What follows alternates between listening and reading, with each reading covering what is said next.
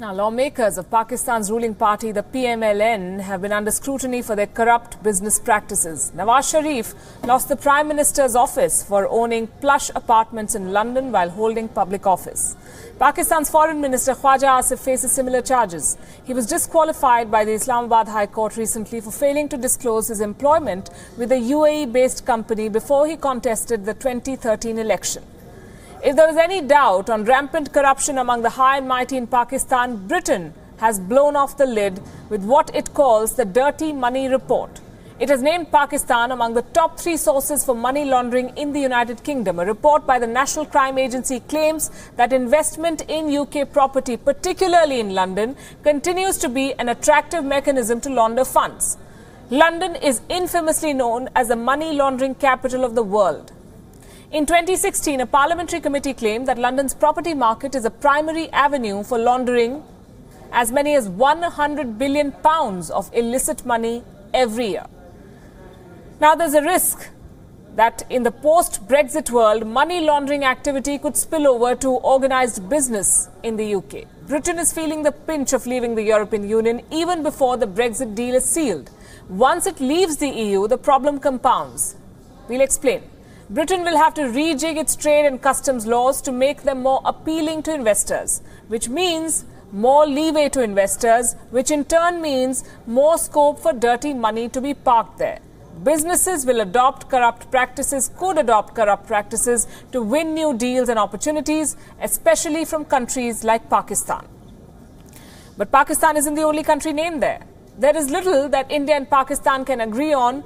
It seems that London remains a favourite choice for both Indian businessmen and Pakistani politicians to stash their undeclared income.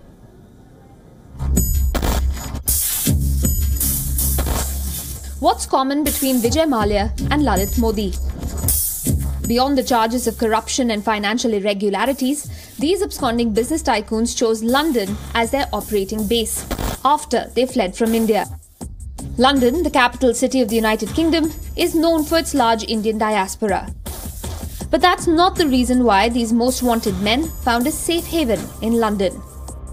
The influx of black money into the city of London is perhaps the worst kept secret of the British government. According to reports, more than $400 billion of illicit money from India is stashed abroad.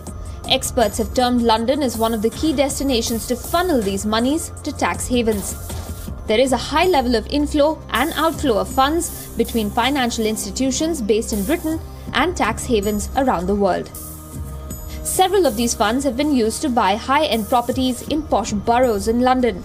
The city faces a housing crisis, and not everyone can buy property in London due to the high prices. Nearly 20,000 homes are currently sitting empty in the city. Many of these are high-end properties. Several lawmakers claim that these homes have been purchased through complicated money laundering transactions. Despite changes to the law, London's list of super-rich includes corrupt individuals from overseas.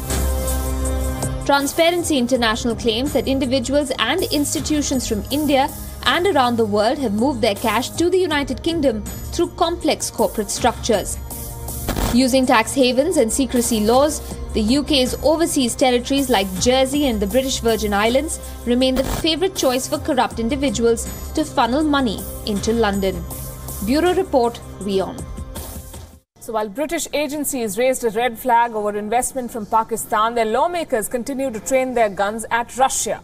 A report put together by the Foreign Affairs Committee of the House of Commons claims that the UK government is turning a blind eye to the dirty money that is flowing in from Russia.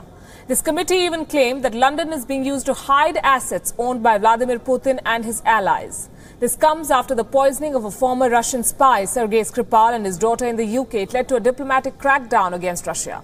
The Foreign Affairs Committee in its report claims that by turning a blind eye to Russian investment, the government is compromising Britain's national security.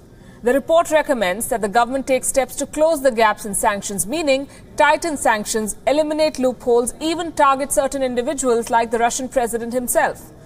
British Prime Minister Theresa May has vowed to tackle the inflow of this dirty money.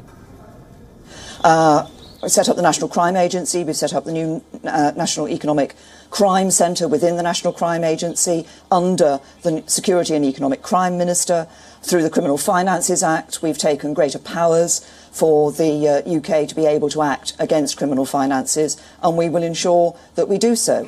Obviously, where we're talking about criminal finances, we're talking about law enforcement taking their actions, and they must do so on an operational and independent basis.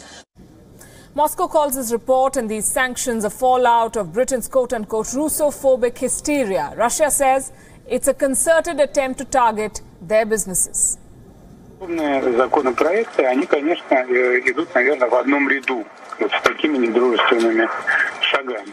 Безусловно, это является ничем иным, как вот очередной, скажем так, очередным шагом в русле недружественной и несправедливой конкуренции. Наш бизнес сталкивается с различными проявлениями недобросовестного и недружественного отношения к себе. Is well known as a home of Russia's wealthy expat community, especially oligarchs and businessmen. In fact, the city has earned nicknames like London Grad. Reports say the Russian community exerts considerable influence in the city, mainly due to their large investments. Most of this cash is either used to invest in real estate or managed by British banks. In fact, London is among the top 3 destinations for Russians to launder money. Several shell corporations in the UK have been linked to Russian owners, and this has allowed several corrupt officials to stay anonymous.